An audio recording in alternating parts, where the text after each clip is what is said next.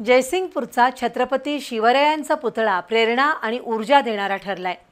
या ठिकाणी असलेल्या ग्रंथालयामुळे नवी पिढी विचारक्षम बनेल असा विश्वास आहे, असं प्रतिपादन उपमुख्यमंत्री एकनाथ शिंदे यांनी केलं।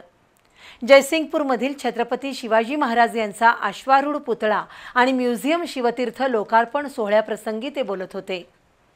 जयसिंगपूरमधील छत्रपती शिवाजी महाराज यांचा अश्वारूढ पुतळा आणि म्युझियम शिवतीर्थ लोकार्पण सोहळा उपमुख्यमंत्री एकनाथ शिंदे यांच्या हस्ते पार पडला। यावेळी पालकमंत्री प्रकाश आबिटकर, खासदार श्रीमंत शाहू महाराज, खासदार धैर्यशील माने, आमदार राजेंद्र पाटील यड्रावकर, जिल्हाधिकारी अमोल येडगे यांची प्रमुख उपस्थिती होती।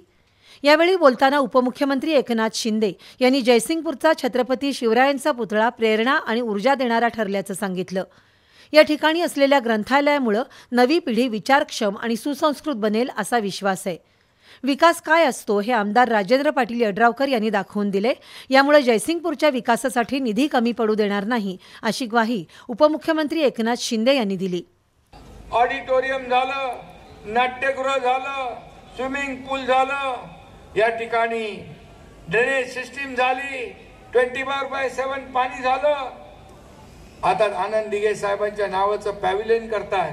लंडन मधला कुठला ते लॉर्ड्स पॅव्हिलियनचा प्रतिकृती इकडे आणताय। हे सगळं तुम्ही करताय, पण सगळ्यात मोठं काम जर तुम्ही काय केलं असेल ते आज छत्रपती शिवाजी महाराजांचा अश्वारूढ पुतळा आणि हे म्युझियम आपण केलं। UPSC MPSC च्या विद्यार्थ्यांचा आता मगाशी आपण त्यांचा सत्कार केला, अभिमान वाटतो आपल्याला। आज ही आपली मुलं IAS IPS होता है। सकाळी छत्रपती शिवाजी महाराजांच्या पुतळ्याचं पूजन माजी नगराध्यक्ष संजय पाटील यड्रावकर आणि नीतू पाटील यड्रावकर यांच्या हस्ते करण्यात आलं। दरम्यान जयसिंगपूरकरांचं 50 वर्षांचं स्वप्न आज पूर्ण झालंय। पुतळ्यासाठी विनामोबदला सरकारनं जागा उपलब्ध करून दिल्यामुळे 7 कोटींच्या निधीतून भव्य शिवतीर्थ साकारल्याचं सांगितलं। या परिसरामध्ये MIDC टाकळीला आपण MIDC करायचा निर्णय घेतला।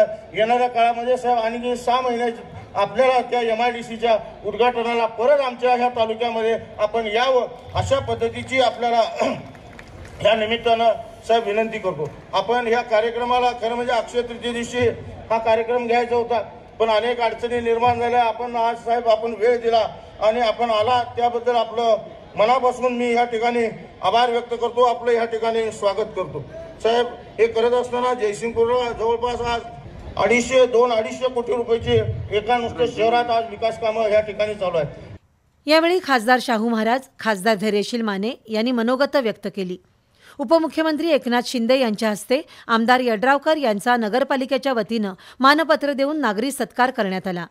कार्यक्रमाला माजी नगराध्यक्ष संजय पाटील यड्रावकर, मुख्याधिकारी टीना गवळी, माजी खासदार संजय मंडलिक, स्वरूपा पाटील यड्रावकर, सुजित मिंडसेकर, मुरलीधर जाधव, सावकार मादनाईक, बजरंग खामकर, नाना खामकर यांच्यासह शिवप्रेमी मोठ्या संख्येनं उपस्थित होते। दरम्यान कार्यक्रमस्थळी ढोल ताशा, धनगरी वाद्य आणि शिवछत्रपतींच्या जयघोषामुळे वातावरण शिवमय झालं होतं।